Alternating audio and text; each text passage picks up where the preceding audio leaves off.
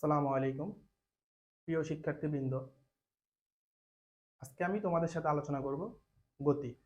গতির বেশ কয়েকটি টপিক আজকে তোমাদের সাথে আলোচনা করব। ইনশাল্লাহ ক্লাসটি অনেক তথ্যবহুল হবে এবং আজকের ক্লাসে আলোচিত টপিকগুলা যেন সারা জীবনের জন্য তোমার ক্লিয়ার হয়ে যায় সে চেষ্টাই করব। সম্পূর্ণ ভিডিওটি দেখলে ইনশাল্লাহ আজকের ক্লাসের সবগুলো টপিক সারা জীবনের জন্য তোমার ক্লিয়ার হয়ে যাবে। চলো আমরা শুরু করি। আমাদের প্রথম টপিক প্রসঙ্গ কাঠামো। প্রসঙ্গ কাঠামো কি? অবস্থান, স্থিতি, গতি, এই তিনটা যে পরিমাপ করে বা যে নির্ণয় করে সেই প্রসঙ্গ কাঠামো। আমরা চিত্রের মাধ্যমে দেখি।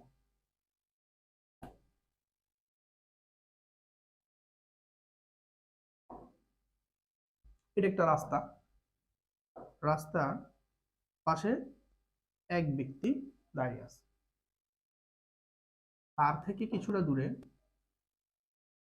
অন্য আরেকজন ব্যক্তি। তাহলে এ হচ্ছে আমাদের প্রথম ব্যক্তি, এ হচ্ছে আমাদের দ্বিতীয় ব্যক্তি। এখন প্রথম ব্যক্তি চিন্তা করলো যে আমার পাশে যে একজন দাঁড়িয়ে আছে সে আমার থেকে ঠিক কতটা দূরে দাঁড়িয়ে আছে, মানে তার অবস্থানটা, যে দ্বিতীয় ব্যক্তির অবস্থানটা আমার থেকে কত দূরে দাঁড়িয়ে আছে, এটা কে চিন্তা করতেছে? প্রথম ব্যক্তি। তারপর প্রথম ব্যক্তি কি করলো? সেটা পরিমাপ করলো যে দ্বিতীয় ব্যক্তি আমার থেকে কত দূরে দাঁড়িয়ে আছে, এবং এই প্রথম ব্যক্তি তোমার হিসেব করে দেখলো যে এই দ্বিতীয় ব্যক্তিটা তার থেকে 2 মিটার দূরে দাঁড়িয়ে আছে। তাহলে দেখো এখানে প্রথম ব্যক্তি থেকে দ্বিতীয় ব্যক্তির অবস্থান কত দূরে? 2 মিটার দূরে। আর এই 2 মিটার দূরে যে দ্বিতীয় ব্যক্তির অবস্থান সেটা নির্ণয় কে করলো বা পরিমাপ কে করলো? প্রথম ব্যক্তি। তাহলে আমরা বলে আসছি আগে যে প্রসঙ্গ কাঠামোকে যে অবস্থান, স্থিতি, গতি পরিমাপ করে। তাহলে এখানে দ্বিতীয় ব্যক্তির অবস্থান কে পরিমাপ করলো? প্রথম ব্যক্তি। তাহলে এখানে প্রথম ব্যক্তি হচ্ছে কি? প্রসঙ্গ কাঠামো। এখন তোমরা বলতে পারো যে তিনটা জিনিস যে পরিমাপ করে সে না প্রসঙ্গ কাঠামো, এ তো শুধু একটা পরিমাপ করলো, তো বাকি দুইটা কোথায় গেল? আসো আমরা বাকি দুটো দেখি কিভাবে পরিমাপ করে। এখন দেখো এই প্রথম ব্যক্তি দেখলো তার ঘড়িতে সময় যখন 0 সেকেন্ড, তখন সে দ্বিতীয় ব্যক্তির অবস্থান পরিমাপ করলো এবং কত দূরত্ব পাইলো? 2 মিটার দূরে। এরপরে প্রথম ব্যক্তি মনে করে কিছুটা সময় অতিবাহিত হওয়ার পর আমরা ধরলাম সেই সময়টা হচ্ছে তোমার 50 সেকেন্ড। তাহলে সময় কতটুকু অতিবাহিত হলো? 50 সেকেন্ড। 50 সেকেন্ড সময় অতিবাহিত হওয়ার পর প্রথম ব্যক্তি চিন্তা করলো আমি দ্বিতীয় ব্যক্তির অবস্থান আরো একবার পরিমাপ করি, দেখি কি হয়। তখন সে এই 50 সেকেন্ড পরে দ্বিতীয় ব্যক্তির অবস্থান আবার পরিমাপ করলো এবং পরিমাপ করে কি মান পেলো জানো? এই 50 সেকেন্ড পরেও সে পরিমাপ করে দেখলো দ্বিতীয় ব্যক্তি এখনো তার থেকে ঠিক 2 মিটার দূরে অবস্থান করতেছে। অর্থাৎ এই 50 সেকেন্ডে দ্বিতীয় ব্যক্তির অবস্থানে কোনো পরিবর্তন ঘটলো না, অবস্থানে কোনো পরিবর্তন ঘটে নাই। তাহলে এখন দেখো 0 এবং 50 দুইটাই সময়ে দ্বিতীয় ব্যক্তির অবস্থান প্রথম ব্যক্তি থেকে 2 মিটার দূরে। তাহলে এখন এই দ্বিতীয় ব্যক্তি যে আছে তাকে প্রথম ব্যক্তি কি বলবে? প্রথম ব্যক্তি বলবে এই 50 সেকেন্ড দ্বিতীয় ব্যক্তির অবস্থানের কোনরূপ পরিবর্তন ঘটে নাই, তার মানে দ্বিতীয় ব্যক্তির কোনো নড়াচড়া হয় নাই। দেখো আমরা যদি আমাদের অবস্থান থেকে একটু নড়াচড়া করি তাহলে আমাদের অবস্থান কি পরিবর্তন হবে? অবশ্যই পরিবর্তন হবে। তাহলে যেহেতু অবস্থানের পরিবর্তন 2 মিটারে থেকে গেছে, তার মানে এই 50 সেকেন্ড দ্বিতীয় ব্যক্তির অবস্থানের কোনরূপ পরিবর্তন ঘটে নাই, তার মানে সে নড়াচড়া করে নাই। কি ছিল? একদম স্ট্রেট দাঁড়িয়ে ছিল, অর্থাৎ স্থির ছিল। তাহলে এই দ্বিতীয় ব্যক্তিকে প্রথম ব্যক্তি কি নাম দিবে? আবার নাম দিবে এই বস্তুটা স্থির। কি নাম দিবে? স্থির নাম দিবে। অর্থাৎ সে প্রথম ব্যক্তি দ্বিতীয় বস্তুকে বলবে তুমি স্থির, অর্থাৎ স্থির বস্তু। তাহলে একে কি নাম দিবে? স্থির বস্তু।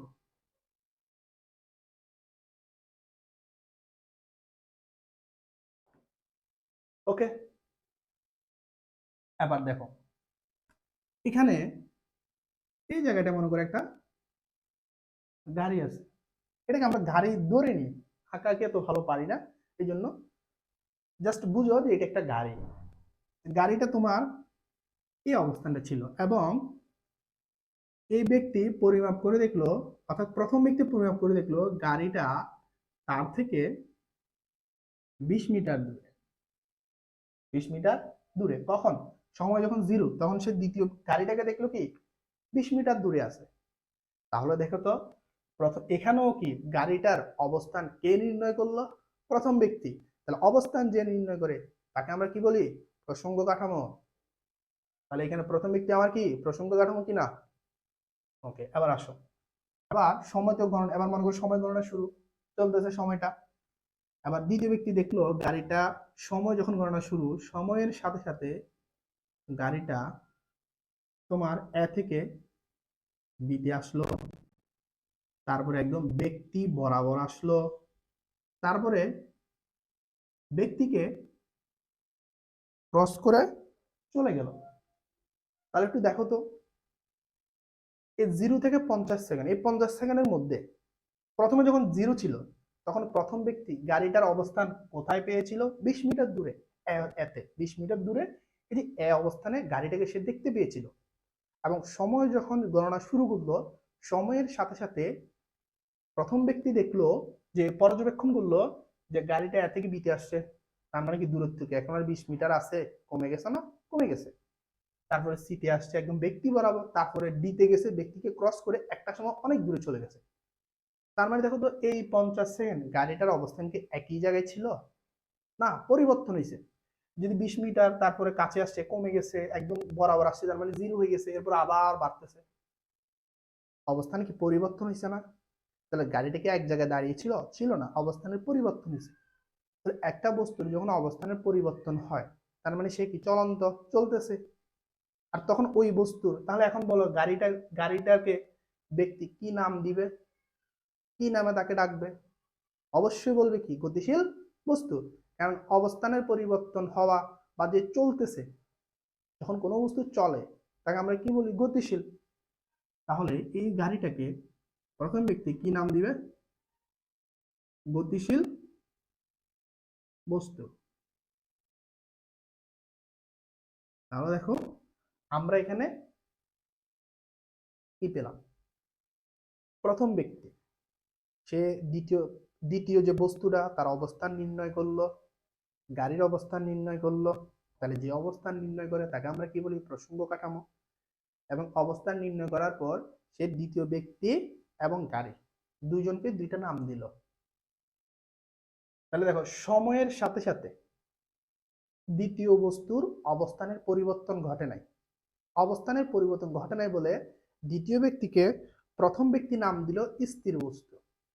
আর সময়ের সাথে সাথে গাড়িটার অবস্থানের পরিবর্তন ঘটেছে বিদায় এটার নাম দিল গতিশীল বস্তু। তাহলে আমরা এবার কি বলতে পারি? সময়ের সাথে সাথে কোনো বস্তুর অবস্থানের পরিবর্তন যদি ঘটে তাকে বলা হয় কি? গতিশীল বস্তু। আর সময়ের সাথে সাথে যদি কোনো বস্তুর অবস্থানের পরিবর্তন না ঘটে তাকে বলা হয় স্থির বস্তু। আর এই সব কিছু কে করতেছে? প্রথম বস্তু। ওই যে অবস্থান নির্ণয় করা, গতিশীল বস্তু বলা, স্থির বস্তু বলা, কে করতেছে? প্রথম বস্তু।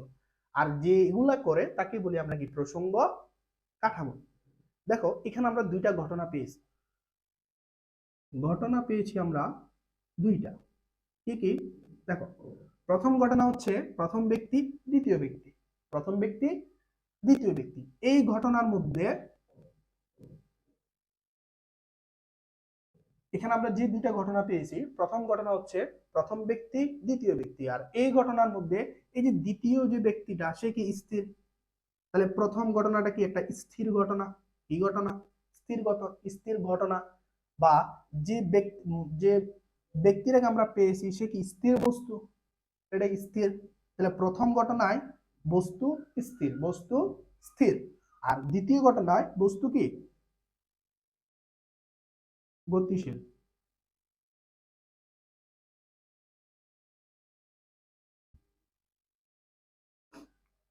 আবার বলি, এখানে আমরা দুইটা ঘটনা পেয়েছি।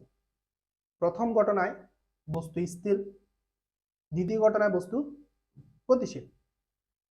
তাহলে যে ঘটনায় বস্তু স্থির থাকে তাকে বলা হয় স্থিতি, আর যে ঘটনায় বস্তু গতিশীল থাকে তাকে বলা হয় গতি। বুঝে গেছে? যে ঘটনায় বস্তু স্থির থাকে তাকে বলা হয় স্থিতি, আর যে ঘটনায় বস্তু গতিশীল থাকে তাকে বলা হয় গতি। তাহলে দেখো, এই যে প্রথম বস্তু বা প্রথম যে ব্যক্তিটা, সে কয়টা ঘটনা পরিমাপ করল? দুইটা ঘটনা। যার প্রথম ঘটনায় বস্তু দ্বিতীয় বস্তুটা স্থির ছিল। তাহলে এই যে প্রথম ব্যক্তিটা প্রথম ঘটনাটাকে কি নাম দিবে? স্থিতি। আর দ্বিতীয় ঘটনাটাকে কি নাম দিবে? গতি। তাহলে দেখো তো, প্রথম ব্যক্তি আমার অবস্থান নির্ণয় করলো, স্থিতি নির্ণয় করলো, গতি নির্ণয় করলো। তাহলে এই প্রথম ব্যক্তিকে আমরা প্রসঙ্গ কাঠামো বলতে পারি? অবশ্যই বলতে পারি। তাহলে প্রসঙ্গ কাঠামো কি বুঝে গেছে? প্রসঙ্গ কাঠামো হচ্ছে যে অবস্থান, স্থিতি, গতি তিনটাই পরিমাপ করে সে হচ্ছে তোমার কি প্রসঙ্গ কাঠামো। আশা করি তোমরা প্রসঙ্গ কাঠামো, স্থির বস্তু, গতিশীল বস্তু, স্থিতি, গতি বুঝতে পারছো। তাহলে প্রসঙ্গ কাঠামো কি? যে অবস্থান, স্থিতি, গতি পরিমাপ করবে সে হচ্ছে প্রসঙ্গ কাঠামো। আর স্থির বস্তু কি? সময়ের সাথে সাথে যদি কোনো বস্তুর অবস্থানের পরিবর্তন না ঘটে তাকে বলা হবে স্থির বস্তু, আর যদি পরিবর্তন ঘটে তাকে বলা হবে গতিশীল বস্তু। আর স্থিতি এবং গতি কি? যে ঘটনায় বস্তু স্থির থাকবে সেটাকে বলা হবে স্থিতি, আর যে ঘটনায় বস্তু গতিশীল থাকবে তাকে বলা হবে গতি। এখন তো প্রশ্ন রাখতে পারে তোমাদের যে প্রসঙ্গ কাঠামো কে কে হতে পারে? যে কোনো বস্তুই তোমার প্রসঙ্গ কাঠামো হতে পারে। আমরা চোখে যা কিছু দেখি, অর্থাৎ আমাদের চারপাশে পৃথিবী বলো, মহাবিশ্ব বলো, অর্থাৎ যে কোনো কিছুকে আমরা প্রসঙ্গ কাঠামো হিসেবে বিবেচনা করতে পারি। যেমন মনে করো, তুমি যদি প্র্যাকটিক্যালি চিন্তা করো যে তোমার পাশে একজন মানুষ দাঁড়িয়ে আছে, তার অবস্থান তোমার থেকে কত দূরে তুমি চাইলে পরিমাপ করতে পারো। সে কি স্থির না গতিশীল তুমি চাইলে পরিমাপ করতে পারো। তারপরে আরেকজন মানুষ, সে তোমার থেকে কত দূরে, সে কি গতিশীল না স্থির সেটাও তুমি পরিমাপ করতে পারো। তাহলে তার মানে তুমি নিজেও কি প্রসঙ্গ কাঠামো হতে পারো। প্রসঙ্গ কাঠামো যে কেউ হতে পারে। যেমন মনে করো, এখানে আমার প্রথম ব্যক্তি না থেকে এখানে যদি আমরা যদি একটা গাছ কল্পনা করতাম, সাপোজ মনে করো এখানে আমরা যদি একটা গাছ কল্পনা করতাম, তখন দেখো তো, তখন কে পরিমাপ করতো জিনিসগুলা? গাছ পরিমাপ করতো। তখন গাছের সাপেক্ষে এই ব্যক্তিটা 2 মিটার দূরে অবস্থান করত, তখন গাছের সাপেক্ষে বস্তু স্থির, গাছের সাপেক্ষে ঘটনাটা স্থিতি, গাছের সাপেক্ষে গাড়িটা গতিশীল, গাছের সাপেক্ষে ঘটনাটা গতি। তাহলে প্রসঙ্গ কাঠামো যে কেউ হতে পারে, যে কেউ কে আমরা প্রসঙ্গ কাঠামো হিসেবে বিবেচনা করতে পারি। আশা করি তোমরা এই টপিকগুলা বুঝতে পারছো। প্রসঙ্গ কাঠামো দুই রকমের হয়, একটা হচ্ছে প্রকৃত স্থির, একটা হচ্ছে প্রকৃত স্থির না। এখন আমরা দেখব যে একটা প্রসঙ্গ কাঠামো কখন প্রকৃতি স্থির হবে, কখন প্রকৃতি স্থির হবে না। দেখো, আমরা শুরুতে যে চিত্রটা দেখেছি সেখানে আমাদের এই যে প্রথম ব্যক্তি, এ কি ছিল? প্রসঙ্গ কাঠামো ছিল কিনা? এ আমাদের প্রসঙ্গ কাঠামো ছিল।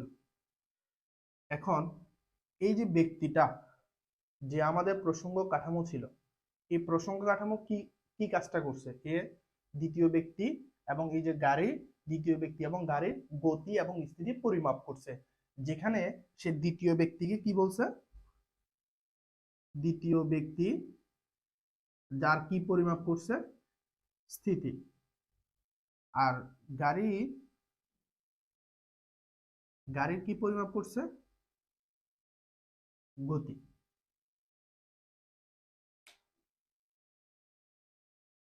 প্রসঙ্গ কাঠামো দুই রকমের হয়ে থাকে, প্রকৃত স্থির, প্রকৃত স্থির না।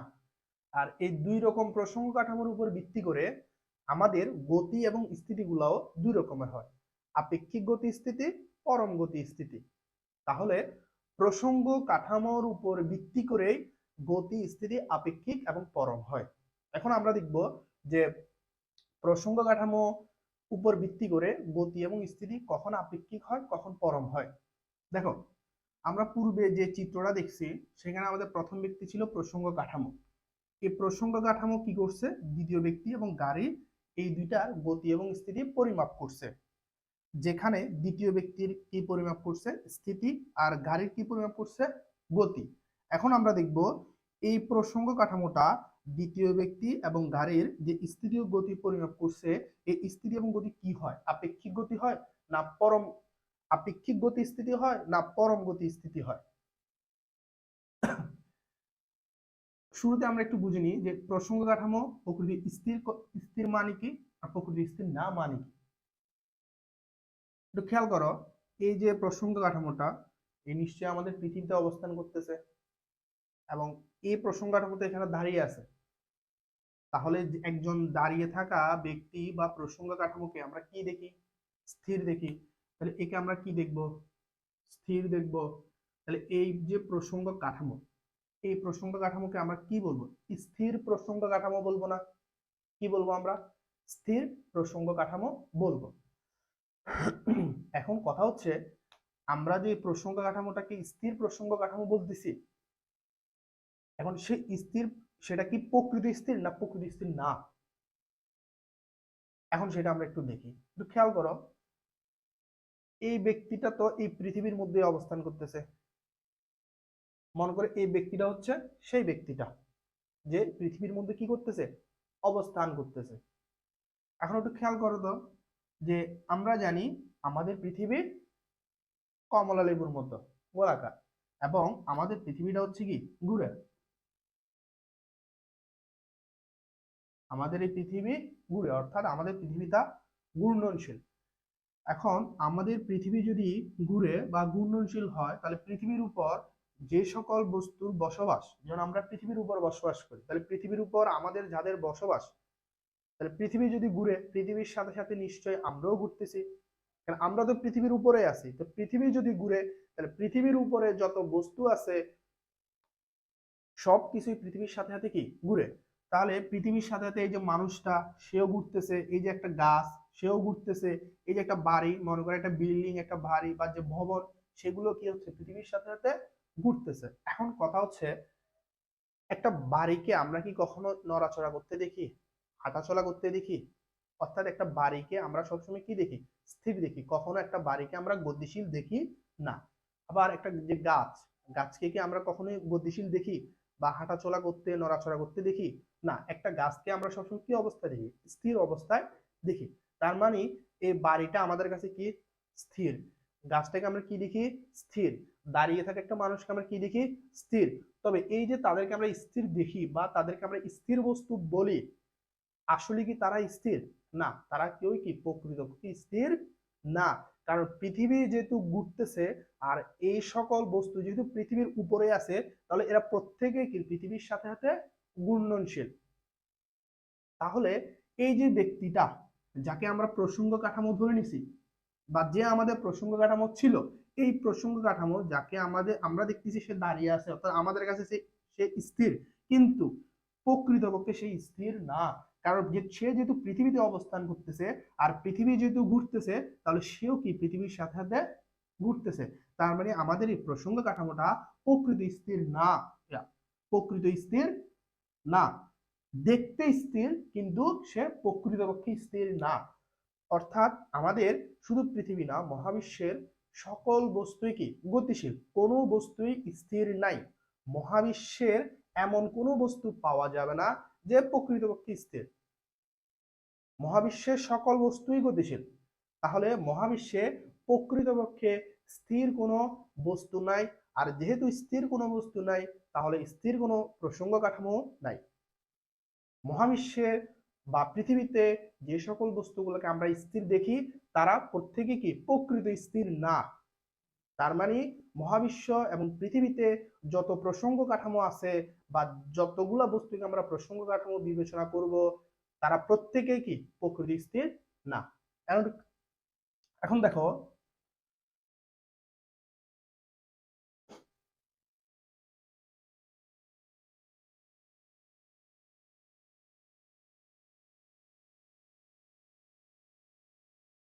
প্রসঙ্গ কাঠামো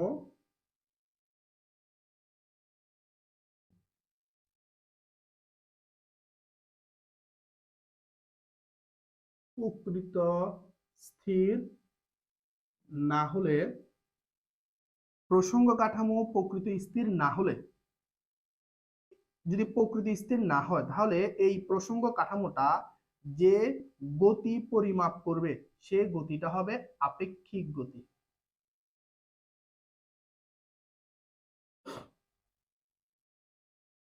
আর যে স্থিতি পরিমাপ করবে সেটা হবে আপেক্ষিক স্থিতি।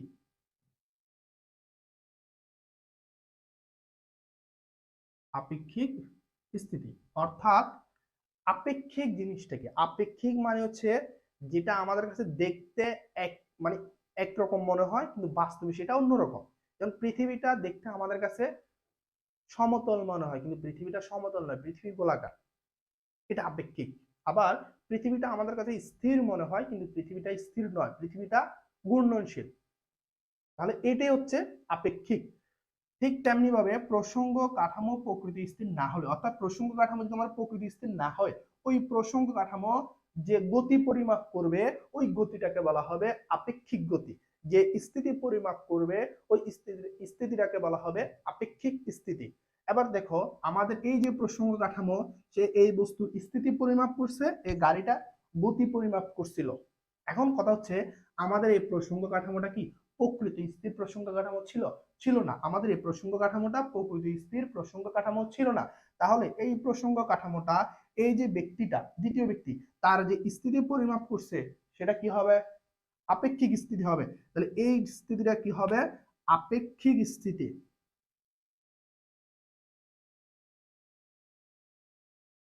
আর এই যে গাড়িটার সে যে গতি পরিমাপ করছে সেই গতিটা কি হবে? আপেক্ষিক গতি হবে।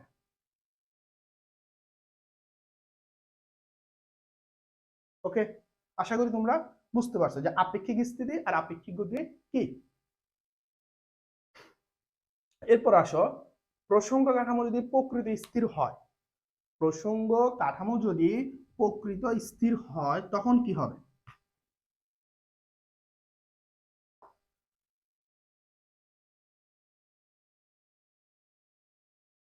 আমাদের প্রসঙ্গ কাঠামো প্রকৃত স্থির হলে যে ওই প্রসঙ্গ কাঠামো, অর্থাৎ একটা প্রকৃত প্রকৃত স্থির প্রসঙ্গ কাঠামো যে গতি পরিমাপ করবে ওই গতিটাকে বলা হবে পরম গতি।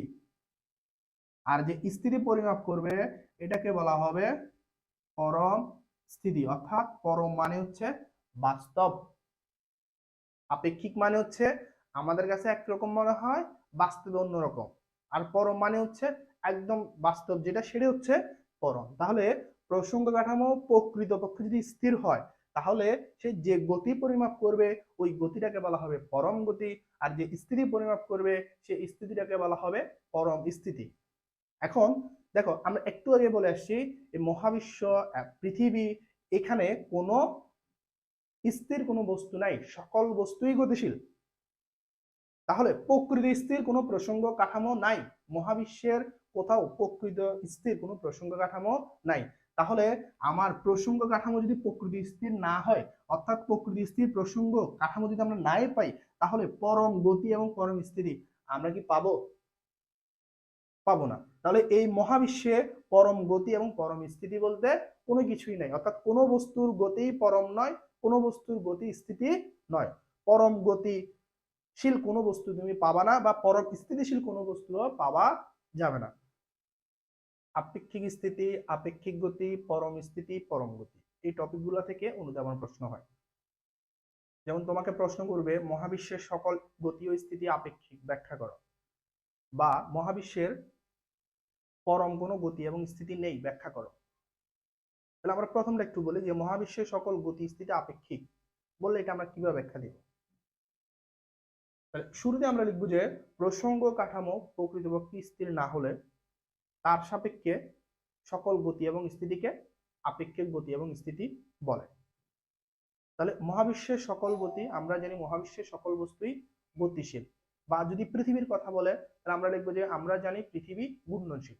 যেহেতু পৃথিবী ঘূর্ণনশীল, পৃথিবীর উপরে যত প্রসঙ্গ কাঠামো আছে সবকিছু কি পৃথিবীর সাথে ঘূর্ণনশীল, অর্থাৎ পৃথিবী পৃষ্ঠে প্রকৃত স্থির কোনো প্রসঙ্গ কাঠামো নাই। আর প্রসঙ্গ কাঠামো প্রকৃত স্থির না হলে তার সাপেক্ষে সকল গতি এবং স্থিতি কি আপেক্ষিক। যদি প্রশ্ন করা হয় পৃথিবীতে পরম কোনো গতি বা স্থিতি নেই, ব্যাখ্যা করো, তাহলে ওইটার ব্যাখ্যা আমরা কিভাবে দিতে পারি? তাহলে আমরা শুরুতে লিখবো যে প্রসঙ্গ কাঠামো প্রকৃত স্থির হলে তার সাপেক্ষে সকল গতি এবং স্থিতিকে পরম গতি এবং স্থিতি বলে। আমরা জানি পৃথিবী ঘূর্ণনশীল, অর্থাৎ পৃথিবী পৃষ্ঠে প্রকৃতপক্ষে স্থির কোনো প্রসঙ্গ কাঠামো নেই। তাহলে পৃথিবী পৃষ্ঠে বা পৃথিবীতে যদি প্রকৃতপক্ষে স্থির কোনো প্রসঙ্গ কাঠামো না থাকে, তাহলে আমরা কোনো পরম গতি এবং স্থিতিও পাবো না। ওকে, আশা করি তোমরা বুঝতে পারছো। আজকের ক্লাসটি এই পর্যন্তই থাকবে। যদি ক্লাসটি ভালো লাগে অবশ্যই শেয়ার করবে, আর ক্লাসটি সম্পর্কে তোমার মতামত কমেন্টের মাধ্যমে জানাবে।